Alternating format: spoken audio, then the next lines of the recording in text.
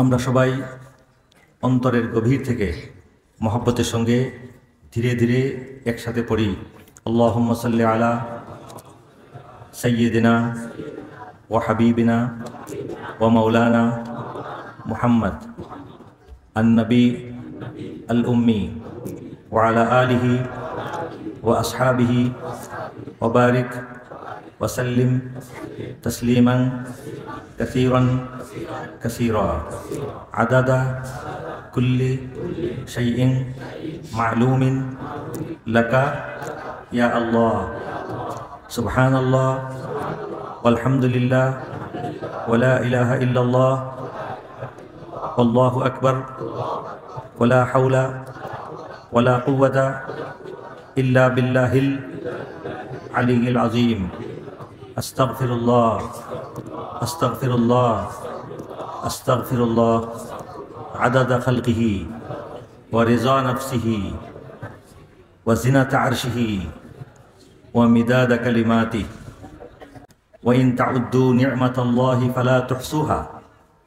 তোমরা যদি একটি একটি করে আমার নিয়ামত গুনতে থাকো, সমস্ত পৃথিবীর মানুষ তাদের সারা জীবন নিয়ামত গণনা করতে থাকলেও এই নিয়ামত গুণে শেষ করতে পারবে না।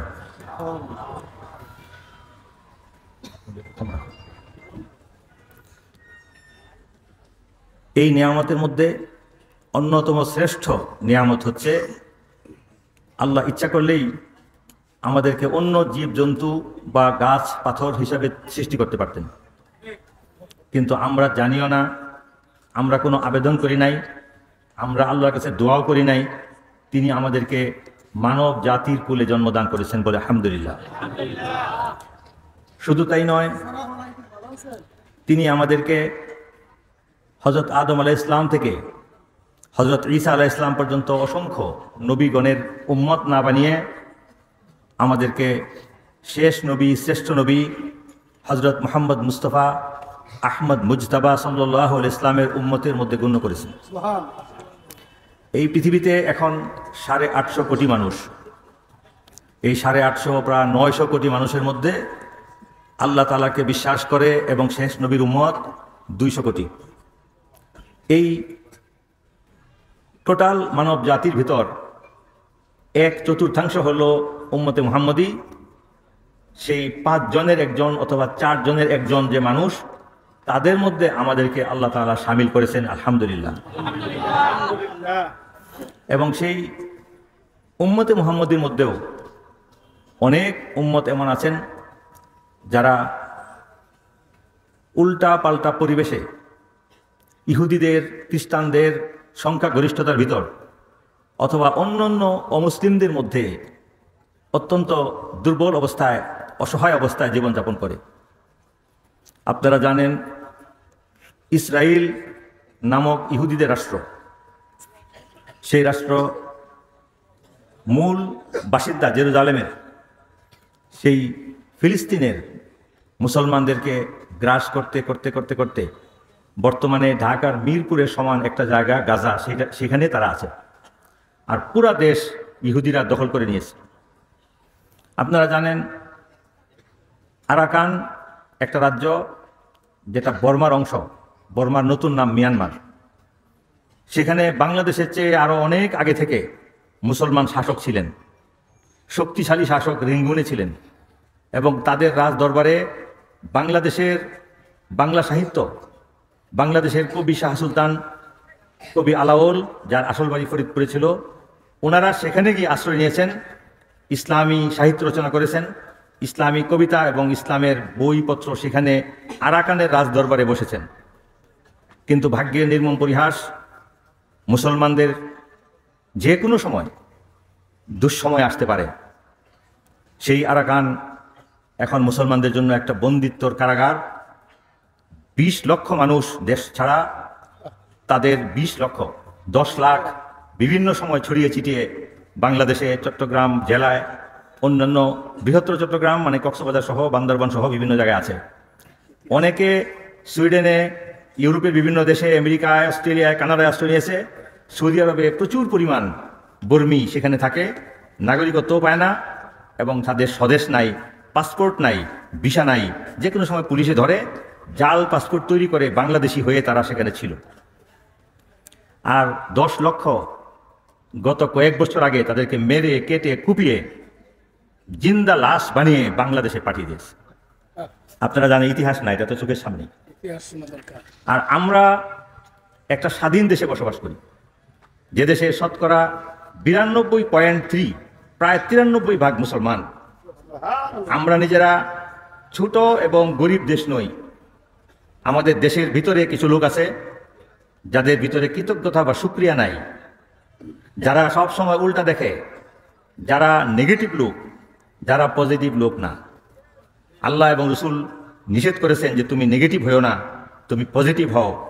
রসুল করিম সাল্লাল্লাহু আলাইহি ওয়াসাল্লাম বলেছেন, বাশশিরু ওয়ালা তুনাফিরু, তোমরা মানুষকে শুভ সংবাদ দাও, বলো যে আপনাকে তো ভালো লাগতেছে, বলো যে আপনি কেমন আছেন, আসসালামু আলাইকুম। আপনি বলো যে আপনাকে আগের চাইতে একটু সুস্থ লাগতেছে, যদি সুস্থ নাও লাগে তবু এটা বলতে হবে। আপনি বলার সাথে সাথে মানুষের মনটা খুশি হবে। আর যদি আপনি নেগেটিভ হন, বলবেন যে আঙ্কেল শরীর খারাপ না, আপনার কেমন যেমন লাগতেছে, আগের চাইতে অনেক ছোট হয়ে গেছে। এই কথাটা বলার সাথে সাথে এই লোকটা রুগী হয়ে থাকলে আরো ডবল রুগী হবে। আল্লাহ নবী বলেন, বাশশিরু, মানুষকে তোমরা শুভ সংবাদ দাও, ওয়ালা তুনাফিরু, নিন্দা কষ্ট দুঃখ দেওয়ার কোনো চেষ্টা করো না, ইয়াসসিরু ওয়ালা তুআসসিরু, মানুষকে দিন সহজ করে দাও, ফতুয়া দিয়া দিয়া দিনকে কঠিন করিও না। ওয়া কুনু ইবাদাল্লাহি ইখওয়ানা, আর সবাই মিলেমিশে ভাইয়ের মতো থাকো, ঝগড়া ফাসাদ হিংসা অহংকার ক্ষমতা এগুলি দেখাবা না। এই মানুষের কথা বলার দ্বারা অনেক কিছু হয়। এই জগতের একজন শ্রেষ্ঠ আলেম ছিলেন হাকিমুল উম্মত হযরত মাওলানা আশরাফ আলী থানভী রহমতুল্লাহ আলাইহি। উনার মতো যোগ্য এবং বড় আলেম একজন লোককে পাঠাইছেন, ডাক্তারের কাছে যাও। ডাক্তারের কাছে ওনার বর্ণনা নিয়ে গেছে। যাওয়ার পর ডাক্তার বললেন যে ওনার তো অবস্থা আগের চেয়ে একটু খারাপ, ওনার প্রেশার বেশি, ওনার ডায়াবেটিস বেশি, এরকম উল্টা উল্টা কথা বললো। বলার পর ওই লোক এসে ওনাকে বলল যে হুজুর, ডাক্তার বলছে আপনার অবস্থা আগের চেয়ে অনেক খারাপ।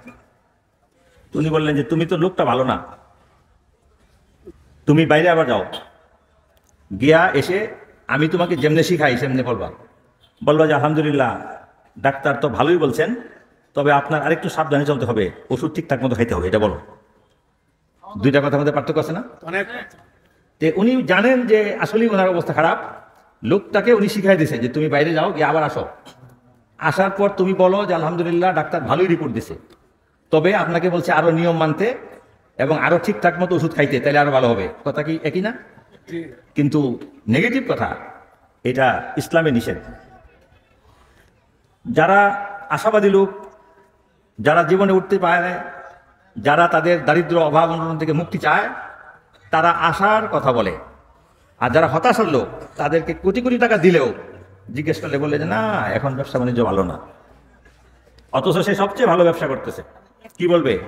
আর বললো না, করোনার পর থেকে ব্যবসা বাণিজ্য ভালো না, আল্লাহ তাআলা কবুল করে ফেলবেন, তার ব্যবসা দেখবেন ধ্বংস হয়ে গেছে। আর যদি বলে আলহামদুলিল্লাহ অনেকের চেয়ে আল্লাহ ভালো রাখছে, আলহামদুলিল্লাহ আমি ভালো আছি, বলার সঙ্গে সঙ্গে আল্লাহ তাআলা তাদের কবুল করে ফেলবেন। এই জন্য যারা মুসলমান, যারা আশাবাদী, যারা আল্লাহর উপর ভরসা করে, তারা অর্ধেক বোতল পানি থাকলে বলে আধা বোতল পানি আছে। কি বলে?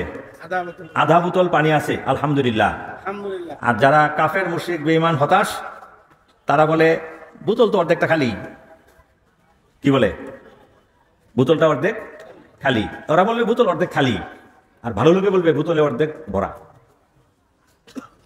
এই জন্য আরাকান থেকে যখন 10 লাখ লোক আসে, তখন বাংলাদেশের মানুষ খুব হতাশ যে কি হবে, আমরা কেমনে বাঁচবো, কি খাবো। কারণ এটা খুব কঠিন সমস্যা। এখানে যত লোক আছেন, কাউকে যদি আমি বলি যে আপনার বাড়িতে একটা রোহিঙ্গা ফ্যামিলিকে আশ্রয় দেন, কে রাজি হবে?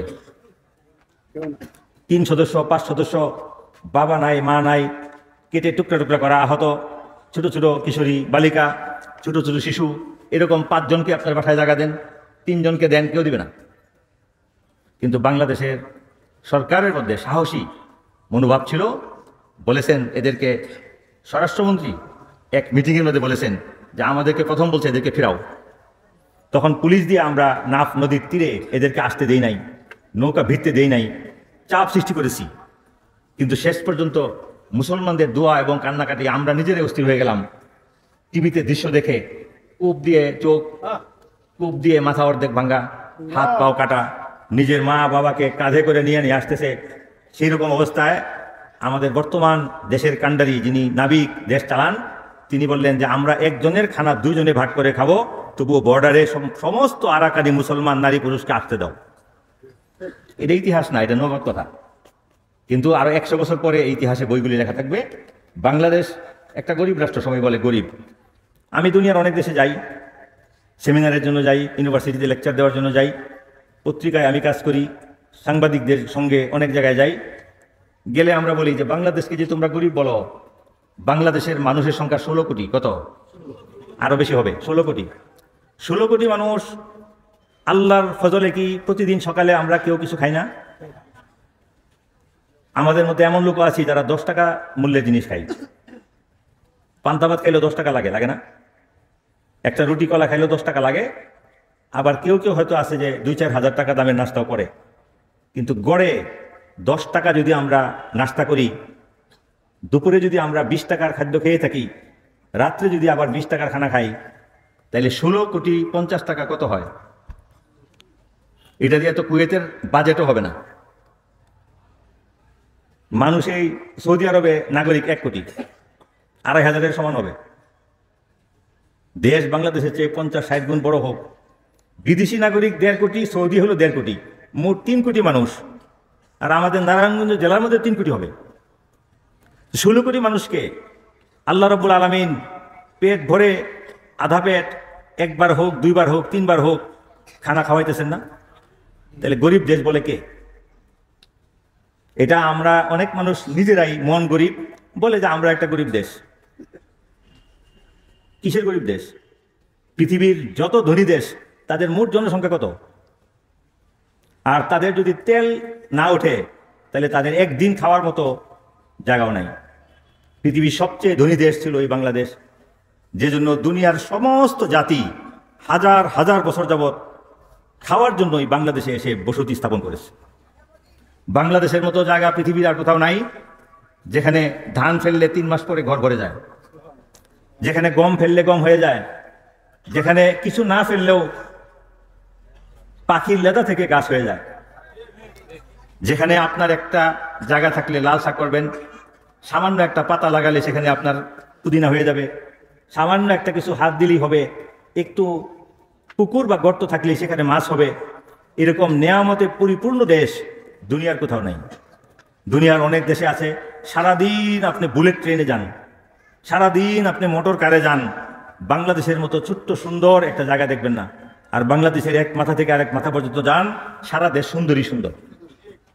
এত বড় নেয়ামতে পরিপূর্ণ যে দেশে 16 কোটি মানুষের জন্য রিজিক হচ্ছে, যে দেশে 16 কোটি মানুষের পরিমাণ ধান হয়ে যায়, সেখানে বলে সকাল সন্ধ্যায় আমরা গরিব দেশ। ধনী দেশটা কোথায় আমাকে বলেন, কোথায়? এই জন্য আমাদের দেশ আল্লাহর দান যা আছে সেটুকু নিয়েই আমাদের শুকরিয়া করতে হবে এবং সেটা নিয়ে আমাদের সাহসের সঙ্গে থাকতে হবে। আপনারা জানেন ইসলাম প্রচার আল্লাহর হাবিব সাল্লাল্লাহু আলাইহি ওয়াসাল্লামের যুগে শুরু হয় এবং তিনি বিদায় হজ্জের ভাষণে হিজরি 9 হিজরিতে রসুলের এন্তেকালের কয়েক মাস আগে তিনি বিদায় হজে 11 হিজরি ইন্তেকাল করেছেন। 11 হিজরিতে রবিউল আউয়ালের 12 তারিখ। এর আগের হজটা ছিল কবে? রবিউল আউয়ালের একটু আগে মুহররম, এর আগে জিল হজ। কি বলেন? এই জিল হজ মাসে 11 হিজরির জুমার দিন ছিল 9 জিল হজ। তিনি আরাফাতের ময়দানে একটা ভাষণ দিয়েছিলেন। সেই ভাষণের মধ্যে বলেছিলেন যে তোমরা যারা আজকে উপস্থিত আছো সাহাবারা, যারা উপস্থিত নাই তাদের কাছে দ্বীনের দাওয়াত পৌঁছে দাও। ফাল ইউবাল্লিগু শাহিদুল গায়বা। এই বক্তৃতায় এই কথাটা বলেছিলেন, যারা আজকে উপস্থিত তোমরা অনুপস্থিত উম্মতের কাছে ইসলামকে পৌঁছে দাও। বাল্লিগু আন্নি ওয়ালাউ আয়া, একটা কথা জানলেও সেটা পৌঁছে দাও। সেই পৌঁছে দেওয়া কথার হুকুমের পর 10,000 থেকে 11,000 সাহাবী আরব ভূমিতে ছিলেন, যাদের কবর মদিনার জান্নাতুল বাকিতে আছে। আর 1.25 লক্ষ সাহাবীর মধ্যে 1,10,000 থেকে 15,000 সাহাবী নিজের পরিবার সন্তানাদি নিয়ে পৃথিবীর যত জায়গায় যাওয়া সম্ভব সব জায়গায় চলে গেছেন, সব জায়গায় ছড়িয়ে পড়ছে। যে জন্য আজকে মাত্র 1,500 বছর পর পৃথিবীর সবচেয়ে বেশি মুসলমান ভারতের ভিতরে। পৃথিবীর সবচেয়ে বেশি মুসলমান কোন দেশে? ভারতের ভিতরে, যাদের সংখ্যা 30 কোটির কাছাকাছি। আর মুসলিম দেশ হিসাবে সবচেয়ে বেশি মুসলমান ইন্দোনেশিয়ায়, 25 কোটি। ইন্দোনেশিয়া বাংলাদেশ থেকে আরো এতটুক দূর যতটুক দূর আরব দেশ। আমরা 6,000 কিলোমিটার দূর, ইন্দোনেশিয়া আরো 6,000 কিলোমিটার দূর। এই 12,000 কিলোমিটার দূর সাহাবায়ে কেরাম তাদের সন্তানাদি, তার পুত্র কন্যাকে নিয়ে ইসলাম প্রচারের জন্য তারা ঝাঁপিয়ে পড়েছিলেন। যে জন্য বিশ্বে এখন 57টি মুসলিম রাষ্ট্র। কয়টা রাষ্ট্র? 57টি মুসলিম রাষ্ট্র। আর 57টি মুসলিম রাষ্ট্রের মধ্যে দ্বিতীয় বৃহত্তম মুসলিম রাষ্ট্র হলো বাংলাদেশ। 57র মধ্যে আমাদের স্থান দ্বিতীয়, ইন্দোনেশিয়া 1, বাংলাদেশ 2। আর এই রাষ্ট্র সাহাবায়ে কেরাম প্রথম এসেছিলেন, তাবিঈগণ এসেছিলেন। বাংলাদেশ যুদ্ধের মাধ্যমে কোনো সৈন্যবাহিনী জয় করে নাই। এই দেশে ইসলামের পতাকা নিয়ে এসেছেন অলিয়া উলিয়াগণ, আল্লাহর খাস বন্দাগণ, আলেম ওলামা, পীর মাশায়েখগণ। আধ্যাত্মিক শক্তি এবং আচরণ, সদাচরণ, মিষ্টি ব্যবহার, তাদের সুন্দর আচরণের দ্বারা এই বাংলার দেশের মানুষের অন্তরকে জয় করেছে। আর না হয় দুনিয়াতে ইসলাম যখন ছড়ায় পড়ে তখন ইউরোপের মধ্যে সেই আল্লাহর হাবিবের ইন্তেকালের 70 বছরের মাথায় সমস্ত ইউরোপ মুসলমানরা পৌঁছে যায়। মরক্কো থেকে মুসলমানদের এক সেনাবাহিনী কুতাইবা ইবনে মুসলিম, মুসা বিন নুসাইর এবং তারেক বিন জিয়াদ মুসা বিন নুসাইরের নেতৃত্বে স্পেন দখল করে। সেই স্পেনে মুসলমানরা ছিলেন 800 বছর। কত বছর? 800 বছর স্পেনে তারা রাজত্ব করেছেন, রাজনীতি করেছেন, সংসদ তৈরি করেছেন, জামে মসজিদ তৈরি করেছেন, সেখানে মাদ্রাসা করেছেন, ইউনিভার্সিটি করেছেন। এবং টুরসের একটা যুদ্ধ, সেখানে মুসলমানরা হেরে যায়। যদি মুসলমানরা টুরসের যুদ্ধে পরাজিত না হতো তাইলে ইটালি, স্পেন, জার্মানি এবং ইংল্যান্ড সব মুসলমানদের হাতে চলে আসতো। এরপরেও স্পেন, পর্তুগালে মুসলমানরা ছিলেন 800 বছর। 1492 ইংরেজিতে তাদেরকে সেখান থেকে বহিষ্কার করা হয়। আরাকানিদের মতো 1492 ইংরেজিতে, এখন থেকে 500 বছর আগে রাজা ফার্ডিন্যান্ড আর রানী ইজাবেলা, সেই খ্রিস্টান রাজা এবং রানী ষড়যন্ত্র করে মুসলমানদেরকে সেখান থেকে বের করে দেয় 800 বছর পর। আপনারা জানেন ভারতবর্ষে মুসলমানরা 1000 বছর রাজত্ব করেছে। সেখানে দিল্লিতে প্রথম মোহাম্মদ বিন কাসেম রাজা দাহিরকে পরাজিত করে সিন্ধু জয় করেন 1712 খ্রিস্টাব্দে। এরপর থেকে ধীরে ধীরে সুলতান মাহমুদ গজনবী, গিয়াসউদ্দিন বলবন, নাসিরুদ্দিন শাহ, এর সুলতানি আফগানি খলজি শাসকদের পর বাবরদের সন্তান ক্ষমতায় আসে। মুঘলদের মধ্যে বাবরের পুত্র হুমায়ুন, হুমায়ুনের পুত্র আকবর, আকবরের পুত্র জাহাঙ্গীর, জাহাঙ্গীরের পুত্র শাহজাহান, শাহজাহানের পুত্র আলমগীর, আওরঙ্গজেব থেকে ইংরেজ আসা পর্যন্ত সেই দেশে মুসলমানরা রাজত্ব করেছিলেন। সে রাজত্ব করার পরেও বর্তমানে ভারতে মুসলমানের সংখ্যা শতকরা 7%। 120 কোটি হিন্দু, মুসলমান হলো 25 থেকে 30 কোটি। আরাকানের অবস্থা এই। কিন্তু বাংলাদেশ কেন 92% মুসলমান? এখানে তো বড় কোনো রাজাবাসা ছিলেন না। এই দেশকে মুসলমানরা তলোয়ার দিয়ে জয় করে নাই। এই দেশ সবচেয়ে বেশি আবাদ করেছেন আল্লাহর অলিগণ, বলেন সুবহানাল্লাহ। হযরত শরফুদ্দীন চিশতি রহমতুল্লাহ আলাইহি প্রথম ঢাকায় এসে ঢাকা শহরকে ইসলামের দাওয়াতের আওতায় আনেন এখন থেকে 800 বছর আগে। তার মাজার হলো হাইকোর্টে। এর আগে জালাল দকিনী নামে 2 বুজুর্গ বাংলাদেশে এসেছিলেন 1000 বছর আগে। তাদের 2 জন বাংলাদেশকে আবাদ করেছেন। তাদের রাজধানী ছিল গুলিস্তান এলাকা। 1000 বছর আগের কথা বলছি আমি। এবং সেই 2 জনের কবর এখনো বঙ্গভবনের ভিতরে আছে। যারা বঙ্গভবনে গিয়েছেন, প্রেসিডেন্ট হাউস, বঙ্গভবনে প্রবেশের পর যাওয়ার সময় হাতের বাম পাশে বঙ্গভবনের মূল প্রাসাদে পৌঁছার আগে হাতের বাম দিকে 2টি কবর বাঁধানো আছে। এই 2 জনই ঢাকার মালিক জালাল দকিনী। আরেকটা কবর আছে 24 তলা সাধারণ বীমা টাওয়ারের নিচে মসজিদ আছে একটা। সেই মসজিদ এর পাশেই ওনার নাম হলো নিয়ামতুল্লাহ বুৎসিকান রহমতুল্লাহ আলাইহি। নিয়ামতুল্লাহ বুৎসিকান রহমতুল্লাহ আলাইহি। আর হযরত শাহজালালের কথা জানেনি, এখন থেকে প্রায় 1300 বছর আগে তিনি এসেছিলেন।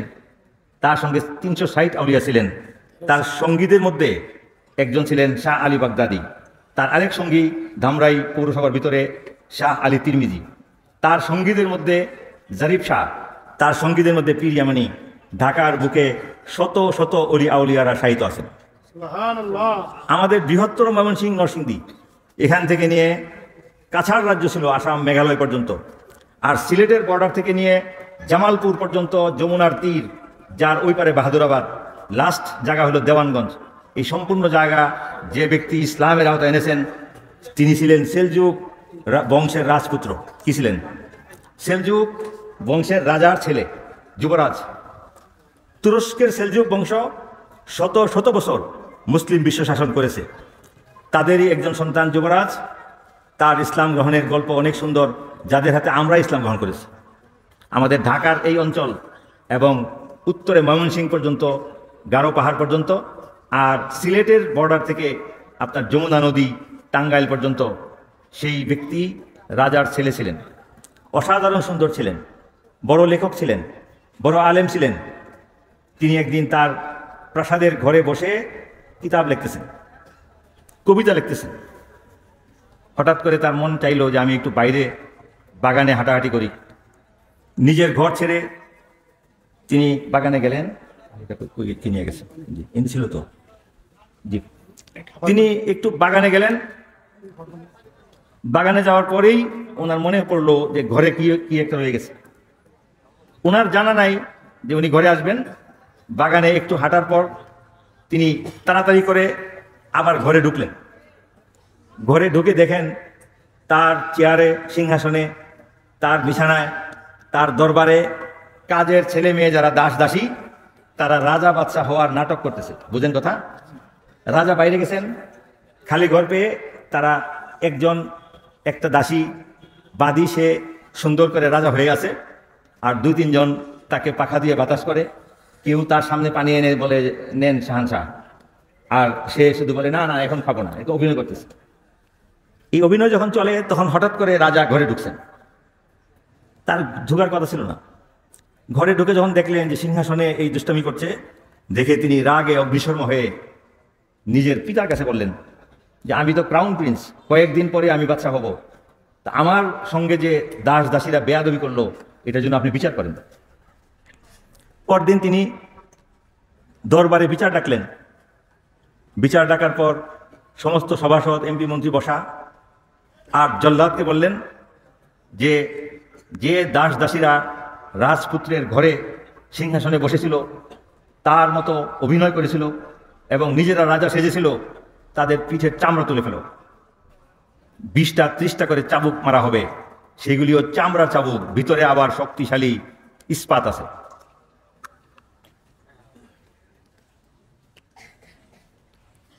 প্রধান দাসী যে রাজা হয়েছিল তাকে দেওয়া হবে 30টা চাবুক। কয়টা? 30টা। তখন তাকে পর্দানসীন বানানো হলো, চাদর দিয়ে মুড়িয়ে।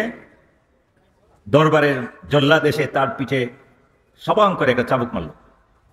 একটা চাবুক খাওয়ার পর আমাদের মতো মানুষ হলে আমরা বেহুশ হয়ে যাব। যা বলছি সেটা 850 বছর আগের কথা। দ্বিতীয় চাবুক দিল, মেয়েটা খিলখিল করে হাসছে। তৃতীয় চাবুক দিল, মেয়েটা আরো জোরে হাসে। তখন রাজপুত্র আরো রাগ হয় যে তার কেটে রক্ত বেরোচ্ছে, ঘাড় থেকে পা পর্যন্ত চাবুক, পিঠের ছাল উঠে যাচ্ছে, আর মেয়েটা শুধু হাসে। আরো মারলো 2টা 5টা। যতই চাবুক দেয় মেয়ে ততই হাসে। আপনারা বুঝেন তো আমার কথা? জি। তো যখন এই অবস্থা, তখন বাদশা জ্ঞানী মানুষ এবং বয়স্ক, তিনি বললেন জল্লাদ চাবুক বন্ধ করো। বললেন যে কি তুই কি পাগল হয়ে গেছিস? এত কঠিন চাবুক যাকেই মারা হবে সেই তো মরে যাবে, সেই তো চিৎকার করবে, সে তো কাঁদবে, সে মাপ চাইবে, অথবা বেহুশ হয়ে যাবে। তোর এত হাসির কি? আসলে সেই বাদী ছিলেন একজন আল্লাহওয়ালা নীরব বুজুর্গ। যদিও তিনি রাজার দরবারে কাজ করতেন, কিন্তু সেই বাদী সারা রাত তাহাজ্জুদ পড়তেন এবং অপরূপ সুন্দরী যে জন্য রাজপুত্রের খেদমতে তাকে দেওয়া হয়েছিল। তো এই মেয়ে বলল যে অভিনয় করে 2 মিনিটের জন্য যে আসনে বসলে দিনের বেলা এত গুলি চাবুক খেতে হয়, আমরাও তো মানুষের সন্তান, আমরা তো কুকুর বিড়াল পশু না, আমি মানুষের সন্তান, আমাদেরও স্বাদ আহ্লাদ শখ আছে। আমরা একটু অভিনয় করে 2 মিনিটের জন্য এখানে বসার জন্য যে পরিমাণ চাবুক এবং যে পরিমাণ প্রহার আমি ভেবে খুশিতে আনন্দিত হয়ে হাসছি।